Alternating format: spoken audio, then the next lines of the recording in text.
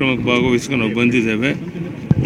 ತ್ರಿವಿಧ ದಾಸೋಹಿಗಳು ನಮ್ಮೆಲ್ಲರ ಪಾಲಿಗೆ ನಡೆದಾಡುವ ದೇವರಾಗಿದ್ದ ಶ್ರೀ ಶಿವಕುಮಾರ ಶಿವಯೋಗಿಗಳವರ 5ನೇ ವರ್ಷದ ಪುಣ್ಯ ಸ್ಮರಣೆ ಇವತ್ತು ಈ ಮಠಕ್ಕೆ ಬಂದು ಧನ್ಯವಾದ ಭಾವನೆ ಮಾಡಿದೆ.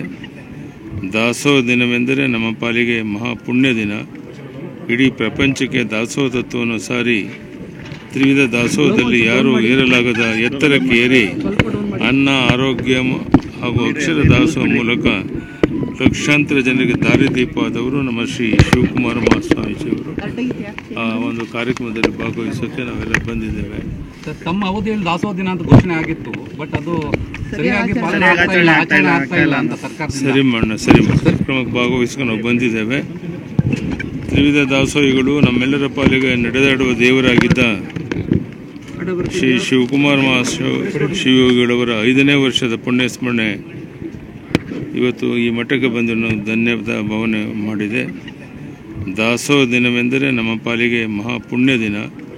ಇಡೀ ಪ್ರಪಂಚಕ್ಕೆ ದಾಸೋಹ ತತ್ವವನ್ನು ಸಾರಿ ತ್ರಿವಿಧ ದಾಸೋಹದಲ್ಲಿ ಯಾರೂ ಏರಲಾಗದ ಎತ್ತರಕ್ಕೆ ಏರಿ ಅನ್ನ, ಆರೋಗ್ಯ ಹಾಗೂ ಅಕ್ಷರ ದಾಸೋಹ ಮೂಲಕ ಲಕ್ಷಾಂತರ ಜನರಿಗೆ ದಾರಿದೀಪವಾದವರು ನಮ್ಮ ಶ್ರೀ ಶಿವಕುಮಾರ ಮಹಾಸ್ವಾಮೀಜಿಯವರು. ಆ ಒಂದು ಕಾರ್ಯಕ್ರಮದಲ್ಲಿ ಭಾಗವಹಿಸೋಕ್ಕೆ ನಾವೆಲ್ಲ ಬಂದಿದ್ದೇವೆ. ತಮ್ಮ ಅವಧಿಯಲ್ಲಿ ದಾಸೋಹ ದಿನ ಅಂತ ಘೋಷಣೆ ಆಗಿತ್ತು, ಬಟ್ ಅದು ಸರಿಯಾಗಿ ಪಾಲನೆ ಆಗ್ತಾ ಇಲ್ಲ ಅಂತ ಸರ್ಕಾರ ಸರಿ